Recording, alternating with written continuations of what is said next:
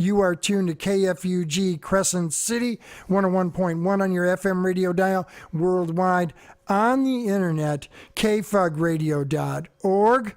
And we're joined by President of the Crescent City Harbor Commission and candidate for supervisor Jim Ramsey, who's running to go for the 2nd district seat. Is that correct, Jim? That's correct. Let me ask you to move that mic a little closer to you. Don't be shy about getting right up on it. So, Jim, the format of this program, before we talk about what you're doing, is to talk a little bit about you and to learn why you're doing it. You know, what are the experiences in your life? What are the values that bring you to being involved in the Harbor Commission and other things that you're doing in this community? So I guess the easy question to get started with is, if somebody says, "Hey, Jim, who's Jim Ramsey?" What do you say to that? Well, basically, for the longest part, I've lived in the county for about 22, 23 years, since 1996. I came up as a teacher. I taught for basically 17 years here in the K3 positions. I really enjoyed the area. I fell in love with the area when I camped up at Smith River. It took me 6 years to get a job up here. And I really just enjoyed the area. And I came up, and I always, being that I'm a teacher, I've always wanted to service my community. And then I guess it was 2000, well, if I take off 20 minus 12 would be 2008. I was I got the job to run for the harbor at the time, and I was just really interested in finding, docks falling apart and things that were going not quite cohesive at that time. Teachers always have a tendency to want to serve their community because we definitely don't make a whole bunch of money and that kind of stuff. Make a good job for salary for here. So go ahead. I'm sorry, I didn't mean to cut you off. Well, I guess my question is, so what is it? Is it about community service that caused you to be a teacher, or was there more that happened in your life that led you to that profession? Well, it's something that my mom wanted me to do. And I fought that for the better part of my first 30 years of my life.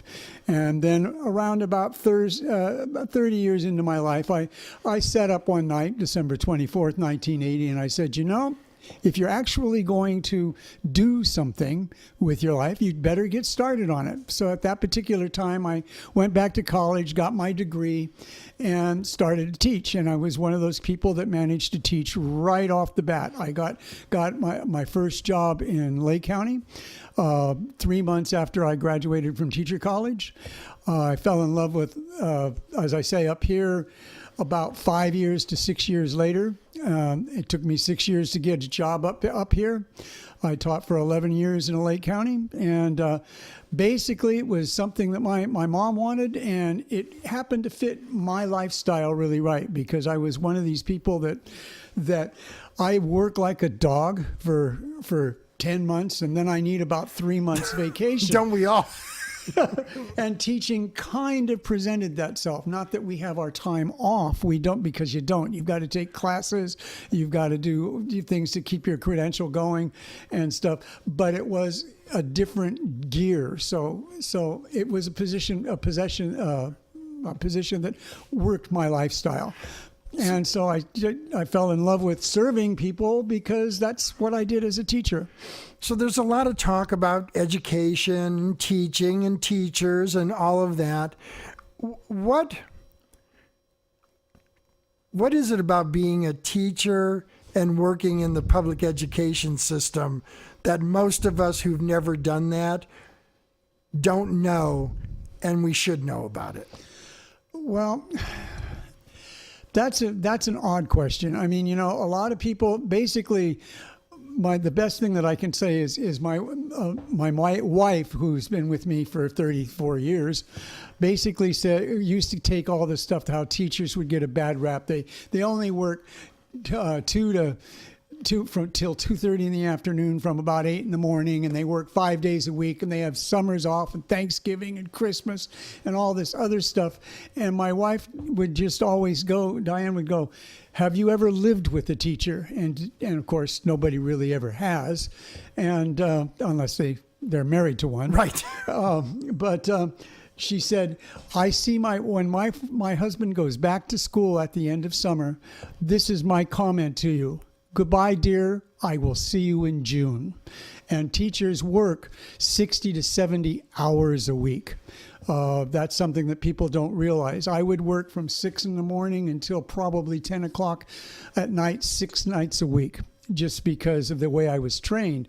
Being reading recovery, it's very difficult. Reading recovery trained, it would be very difficult to come up with a lesson for the child the next day, each child the next day, because you have to know what they learned the day before. So you're making your lesson plans as you go along every night. So did you just use the term reading recovery? Yes. I've never heard that before. What is that? Reading recovery is a program that came out of New Zealand. Basically, it's an individual program for every kid in the class, and they learn to read by attacking different strategies and works. And you're trained. I was trained. Took me pretty much 2 years working 1 hour a week with teachers, and then more than actually doing it myself during the class during times. And it was the best reading program I ever discovered. So it almost sounds like creating a kind of an individual reading plan for each kid almost on a daily basis. Is that what you're saying? That's what it was, yes. Wow, amazing. We're speaking with Jim Ramsey, who is president of the Crescent City Harbor Commission. This is Public Process. I'm Mike Thornton. You're tuned to KFUG, Crescent City. So, Jim, let's talk, if we can, a little bit about the harbor. Okay. Because, I mean, a lot of people have thoughts about it. It's a central feature of our area. You got involved with this because you had concerns. You mentioned some of those. Talk more, if you will, about why you got involved with the harbor, what the conditions and the history of it is in our community from your perspective. Well, from my perspective, the reason I got involved with the harbor was I saw it not reaching its potential. They were continually running in the red, and even in the last 12 years, we've had problems getting out of the red because of leases and so forth that have been ongoing for many years. So basically, I got involved with the harbor because I wanted to help the situation, and it was the first step into things. And I've always been a community-oriented person, and I wanted to give back to my community. So I got involved with it, and since we've been involved, of course, we had the tsunami in 2011, and we got the rebuild, and the harbor looks really nice in a lot of perspectives.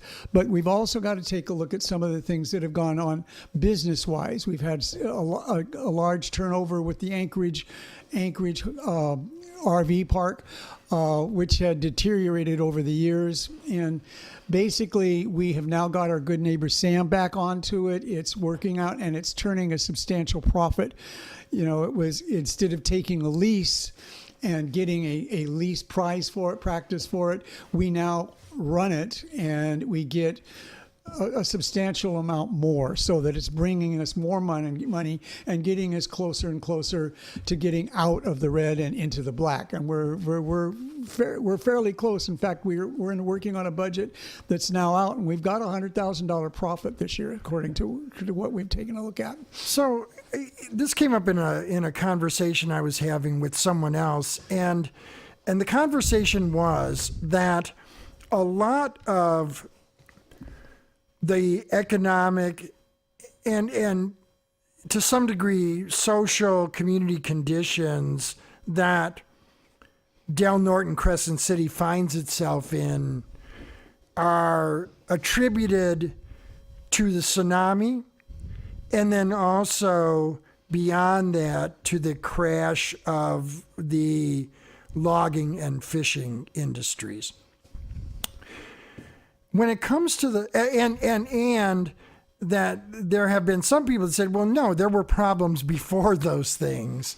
And I guess the question is, when it comes to the topic of the harbor, it sounds like there is a number of factors that have gone in to holding the harbor back that need to be addressed in order for it to move forward and be all it can be in this community. Does that make sense what I'm asking? Well, I think so. One of the things that was hindering is when the rebuild came back, what we needed to do at the time was one of the things that we needed to do was involve mooring for larger boats.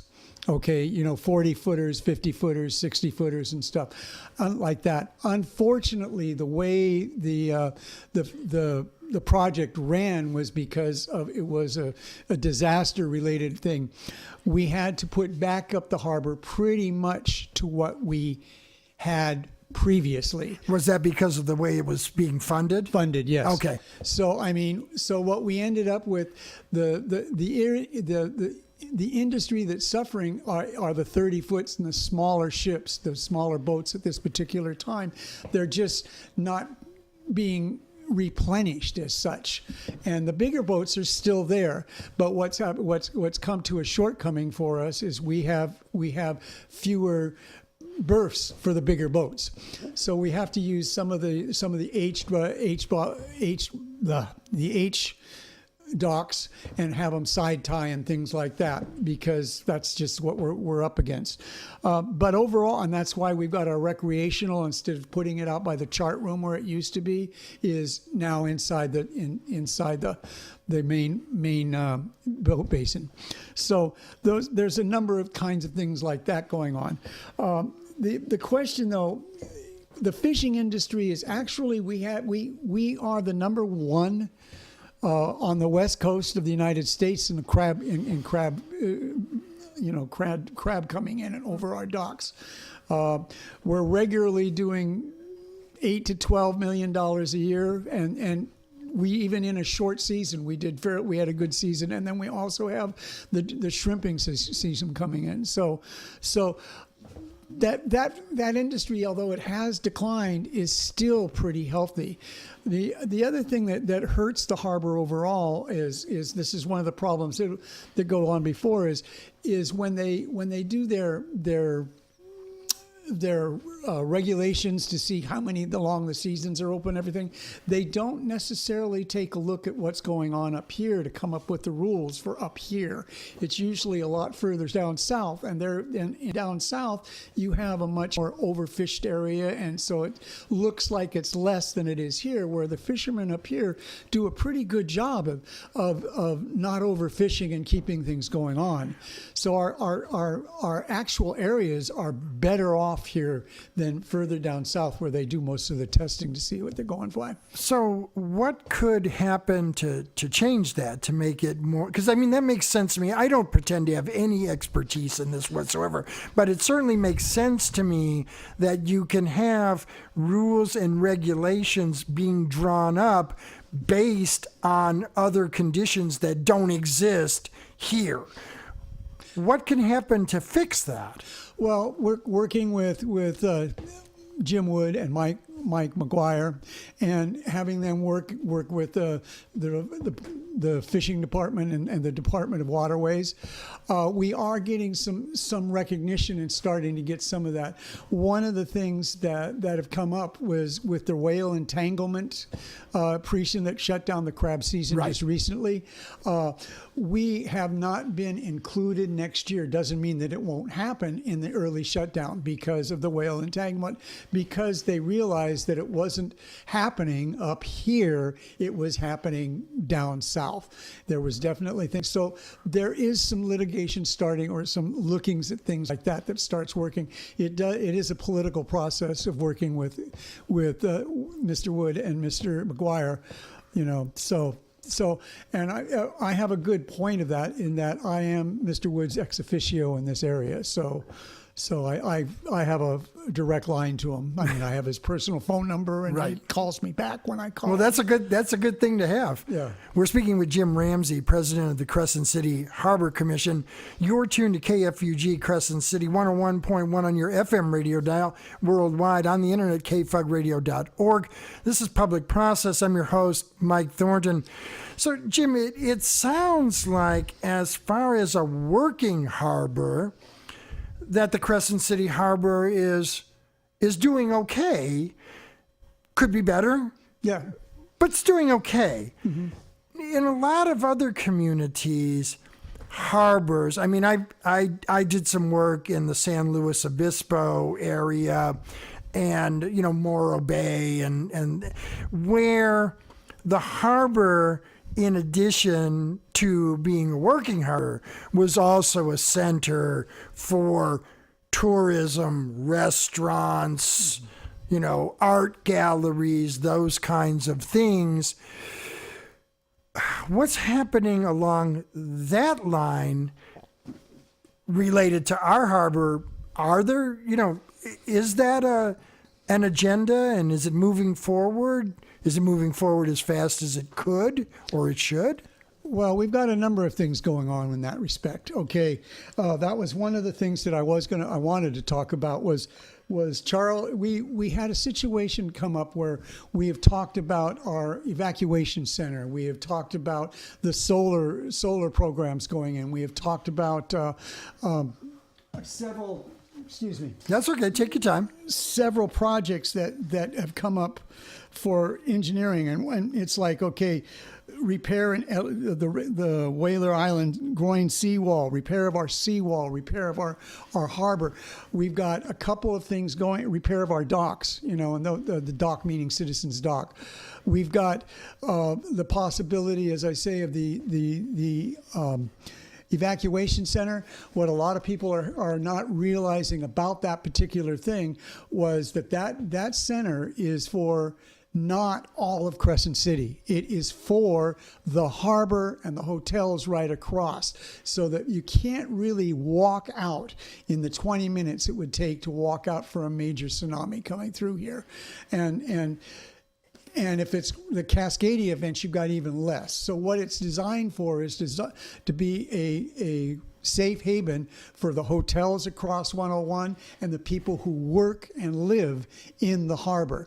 But the thing that's nice about that is we are talking about putting a restaurant into there, a cafe, or basically a coffee shop.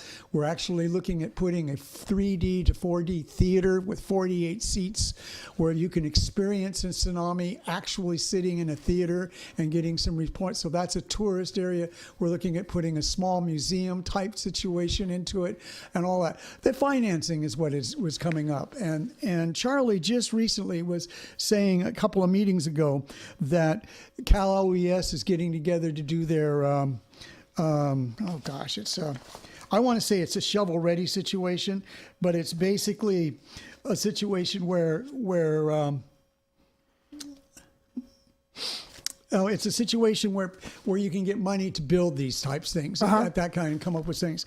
And he put in bids on 4 separate items, and he was expecting at this particular, well, we'd be lucky to get one. He put it in on our as I say, our evacuation center. He put it on the seawall that runs across the front of the Citizens Dock Bay.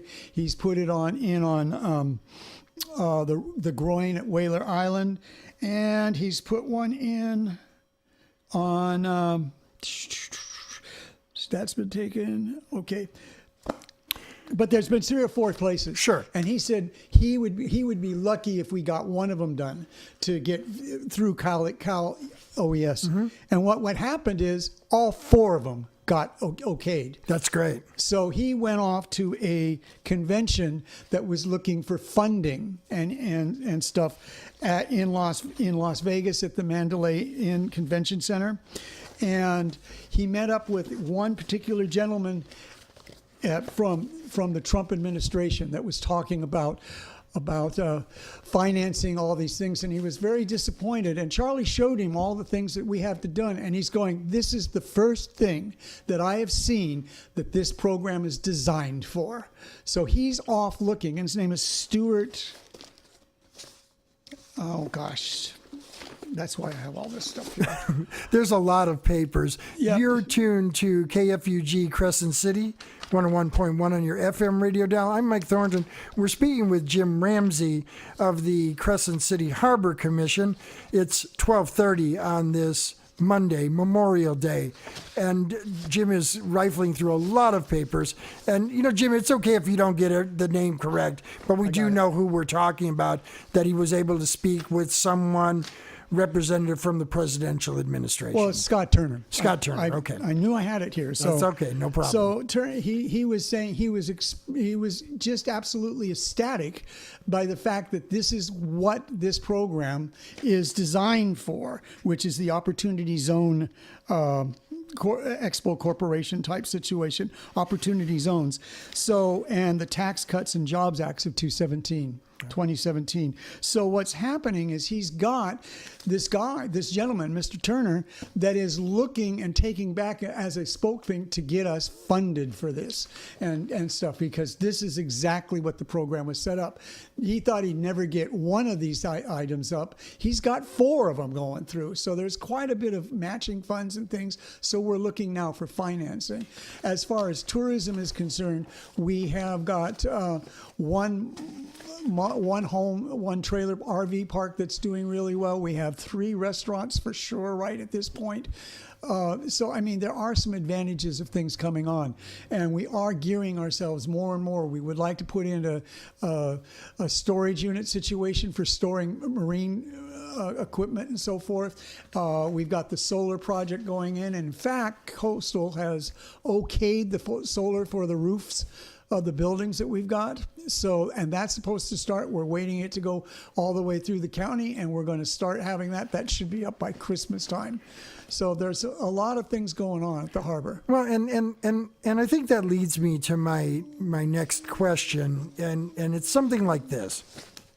So we have this harbor, and as you know, we talked a little bit about, I mean, I think that it, particularly related to, you know, obviously fishing and tourism, could and perhaps even should be the major focal point for development in this community. And in addition to the economics of it, I mean, I think there's a certain amount of community identity that is wrapped up in the harbor as well. So when we have these various economic plans, economic summits, those kinds of things, is the harbor getting the attention and assistance that it needs, and some might argue deserves, in order to be fully developed to create this economic driver and example of community pride? Does that make sense what I'm asking? Well, are we getting the assistance that we need? I'm talking about all across the board, not just from, you know, a chance meeting with somebody from the Trump administration or Mr. Wood or Mr. McGuire, but also all of our local community leaders and elected officials. I mean, we're on a major highway. God knows how many people are traveling that. And we got this harbor, and if it was built out the way it could be, lots of those people would be stopping and spending money. That's my opinion. I don't pretend to be an expert in economics or an expert in harbors. And I guess the question is, it seems to me that it would be worth really sinking a lot of effort and money in all the way across the board. Is that, from your position as president of the Harbor Commission, is that sufficiently happening, is what I'm asking? That's probably, that's a difficult question at this point. There are a lot of turning events that are happening where there is funding coming in, starting to come in. it's a matter of getting through the whole perspective of taking a look at what's going on. I mean, we've talked about the Redwood Village that is now a Good Neighbor Sam thing. That was a lot of development on us. We're working with institutions right now, the California Conservation whatever that's called. It's where they fund. Sure. And we're working with them. They are very excited about the idea of our yurts, tiny houses, tent camping, and everything. So that's got a major variety of campsites and actually biking that we're taking a look at putting at between the sports bar and the old Anchorage RV. That's being developed now, and we're looking for funding for that. The funding process is a slow process. It's a number of slow things. It's kind of like the problem is in government, things move slowly. Oh, yes, I'm well aware of that. I mean, it's like, okay, we've been working on our solar project for 4 years now, 4 or 5 years, and we're just getting to the point where we're getting just the roofs part of it put out and getting ready to get started on that. It's now holed up at the county while they go through the litigations possibilities and making it go through all the jumps, the hoops that it has to go through. It would be nice if we could just, if Coastal okayed it, it would be nice if the county would just go, clunk, let's go for it. But, that's not the way things are working. I would like to see that happen more often. That's one of the reasons I am running for supervisor this year. Well, and I guess, you're answering my question, and I guess, and one of the things I want to really make clear what I'm asking, right? Okay. So once again, this is just my opinion, semi-uninformed opinion, and I'll be honest about that, okay?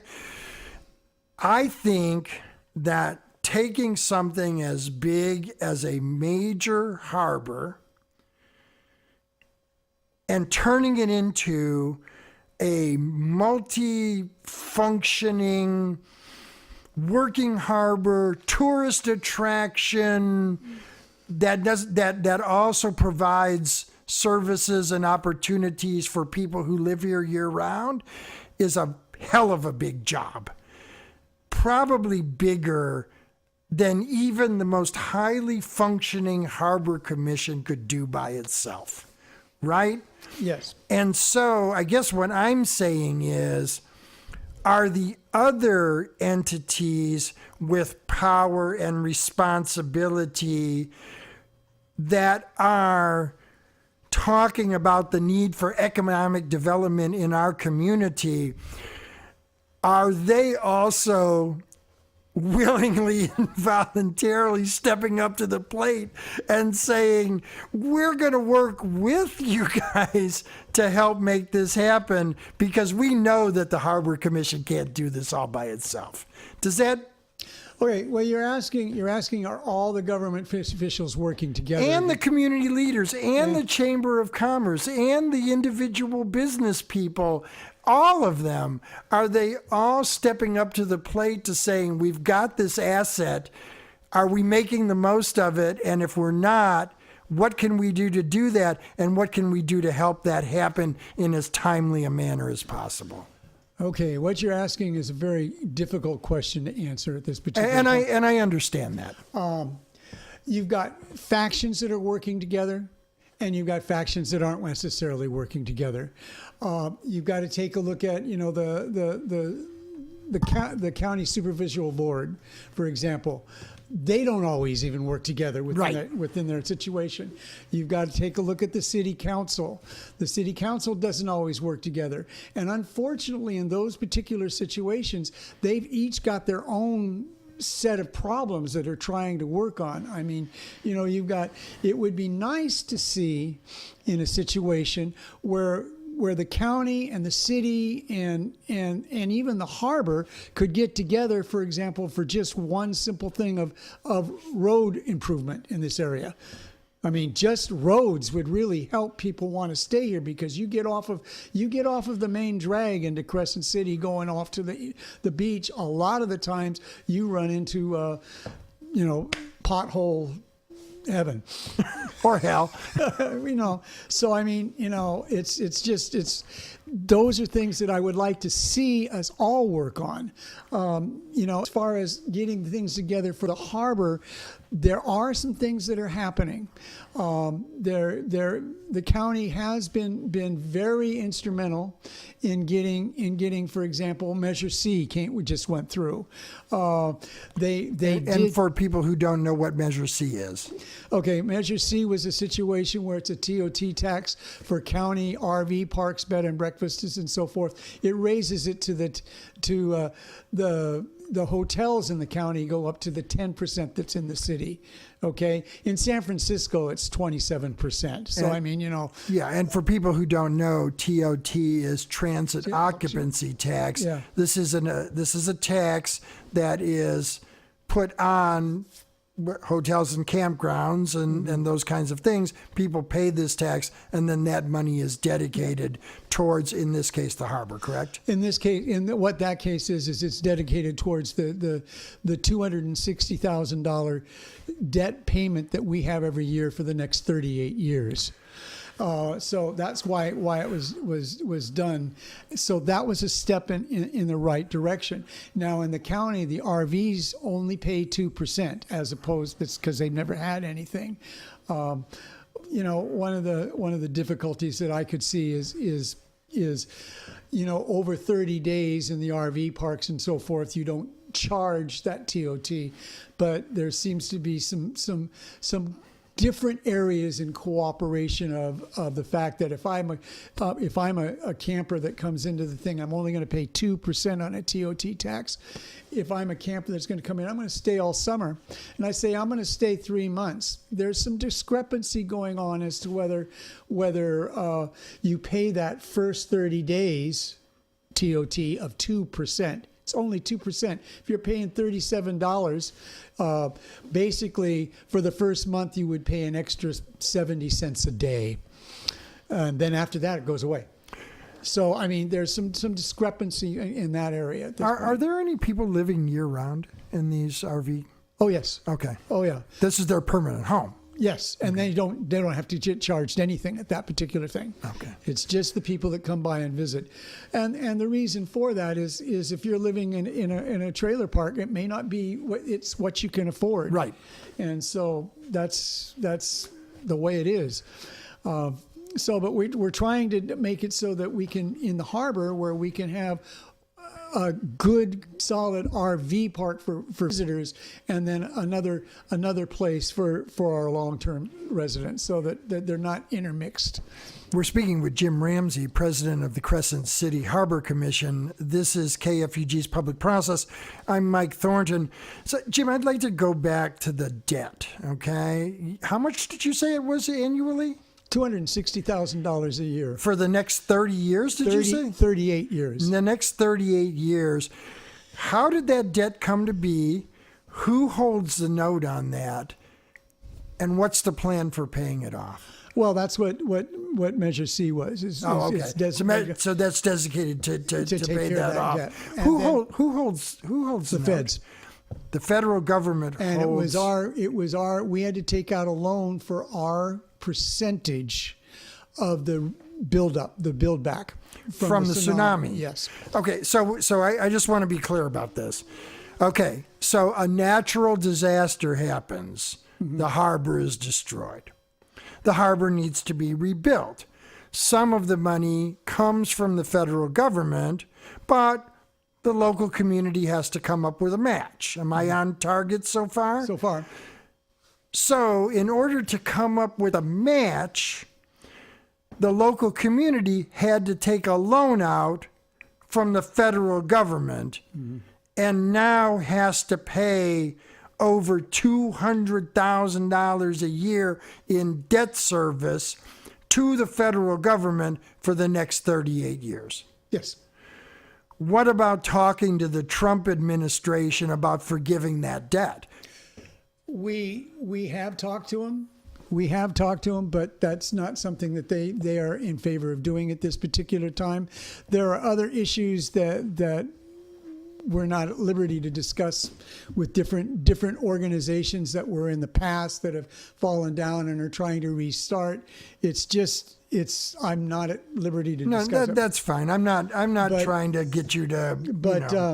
But the whole situation is a situation where we've talked to them. They've said no. We actually, even right afterwards, got a unanimous decision from both houses of the California Center to forgive our loan and have the state handle it. And Governor Brown vetoed it.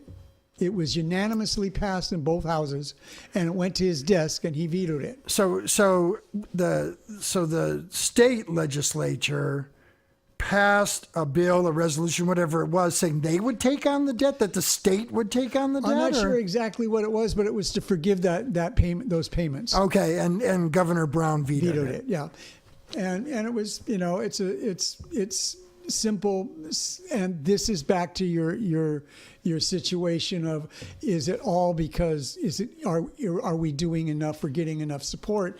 I mean, the simple situation is, you take a look at it, they said they did not want, Brown said at that particular time, he did not want to set a precedence.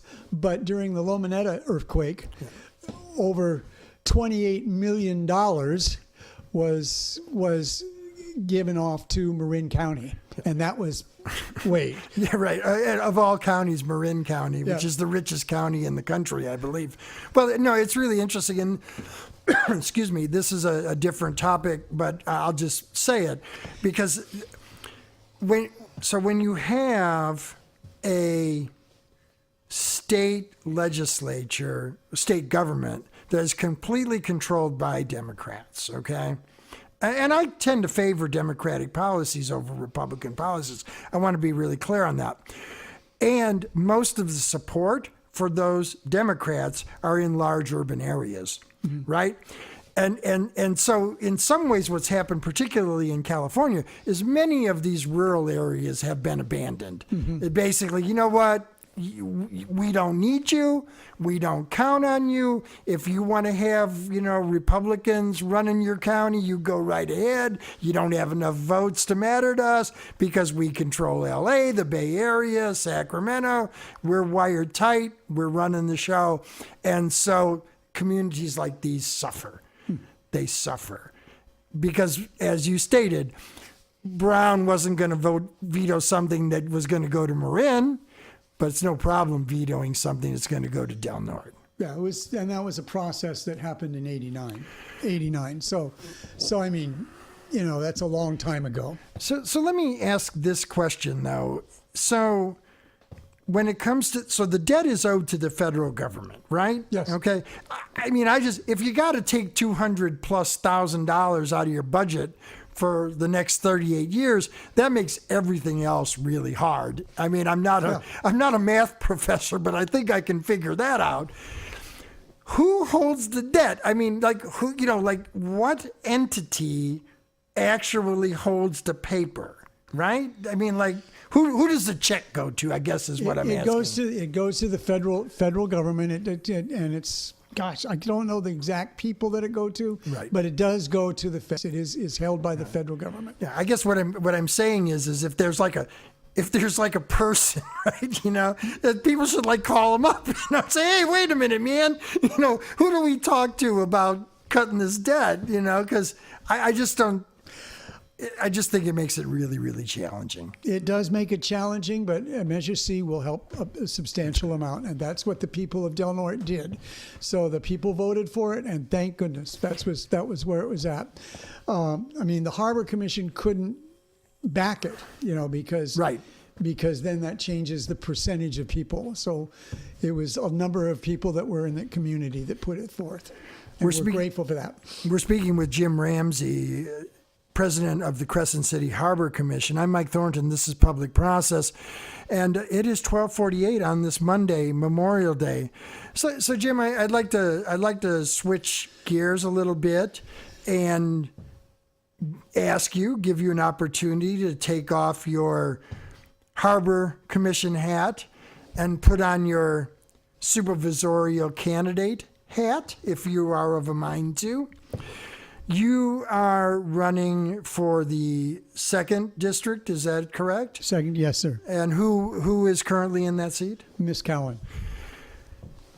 Why run for supervisor, and why run at this time? Well, the reason that I ran for supervisor is I have seen a lot of non-working together, and we really need to work together at all. On the Harbor Commission, I have been very instrumental in working with Republicans and Democrats, and in fact, our budget committee consists of myself and Mr. White, and he's fairly conservative, and I'm a fiscal conservative as far as money is concerned with being, even though I am on a Democratic side. But the overall reason is I want to get people working together, because that's what I've done on the harbor.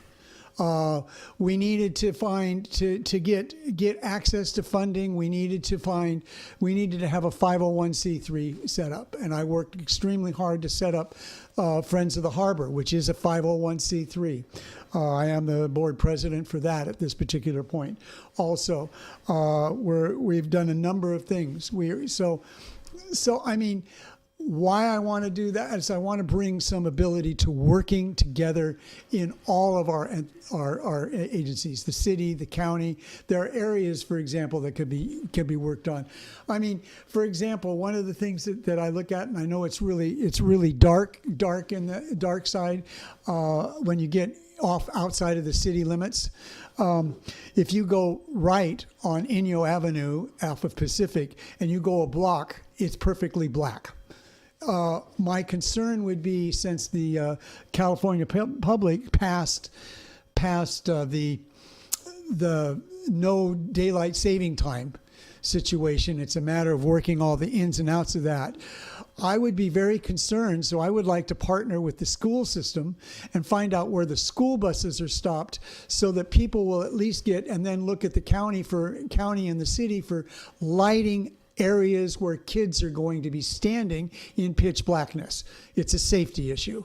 So I mean, we need to start working together on things like that. I'm concerned about the whole situation with this, with the city and the pool. The pool's a drain on their budget. What can we do to work together, all of us, to get that possible? Well. So let me ask this, because I've had an opportunity to be, particularly at the Board of Supervisors and the City Council. I from a non-candidate's perspective. Sorry about that. There seems to be a lot more division and disagreement at the Board of Supervisors level than there does at the council's level. That's just my opinion. Yeah. At least it's more overt. So what is it about you that would be able to change that? Because I mean, I think of one particular supervisor who seems to be unwilling to work with anybody. I don't know who could change that. And there does seem to be a lot of division and sometimes rancor, particularly at the board. And I guess I'll ask the question, and I want to make sure, and I'll make an invitation to have Lori Cowan on as well. Why could you do that any differently or any better than she could? Well, the situation is, I have always worked as for what I'm trying to say is to meet at a midway point and to get things done, because you have to get things done. You just can't be standoffish from each other and fight with each other. There are good points from either side and both sides. We've got to look at the points that can be worked on and put together and work at it from that way and branch out. And that's what I would bring to the table, is not my way or the highway. It would be, well, what can we do to get this to move from here to there? Those are the way I deal with things. Well, that would be nice if we had a lot more of, like, this is where we're trying to get to, and let's find a way to work towards getting there, as what often seems to be the case of, this is my political agenda or my personal ideology, and gosh darn it, we're going to do what I want to do. And if you don't like it, then we're going to fight, and we'll just keep fighting until somebody gets tired out. Yeah, well, that doesn't make it for going anything positively in a forward direction. What it does is it stalemates things and gets things to drag out. So I have an interesting, we just have like a couple of minutes left, Jim, and I want to make sure that I give you an opportunity to share whatever final thoughts that you have. So I guess my question is this: what's it like running a grassroots campaign for a county supervisor office here? I am actually just learning it. So, I mean, my philosophy on it is this. I have got, several hundred signs. I have got 1,000 trifolds to hang out.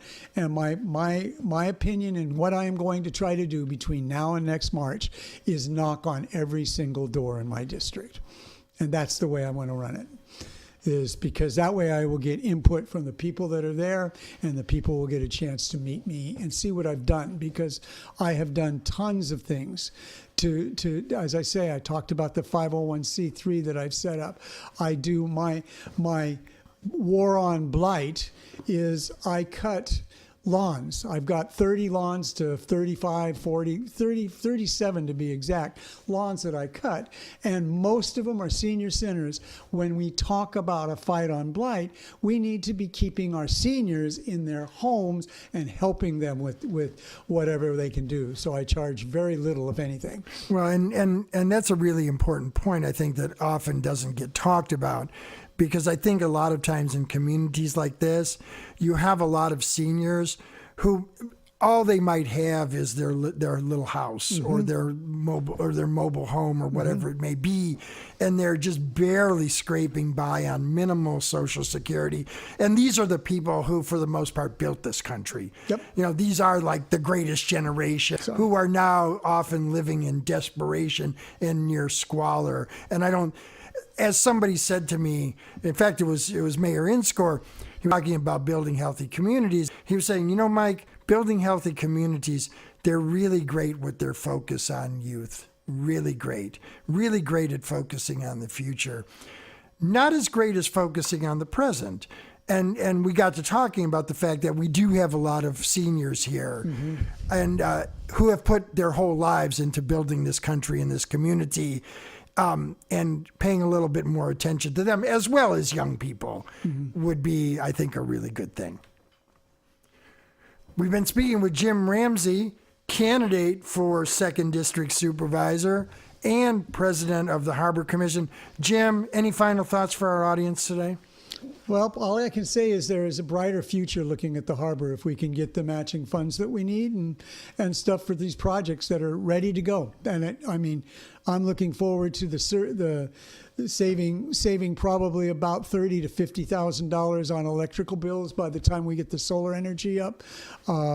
There's just a number of things that are very exciting to be happening, and I'm glad to be part of it. Thank you very much, and I really hope that as the election season moves forward, that you'll come on again so we can talk about this, and perhaps maybe you and have whoever else is running for the seat on together and do a debate on KFUG. Well, that'd be interesting. Cool. It would be interesting. Jim Ramsey, thank you for being with us on Public Process today. Sure. My pleasure. And thank you for joining us on this Memorial Day. You are tuned to community-supported radio, KFUG Crescent City, 101.1 on your FM radio dial, worldwide on the internet, kfugradio.org.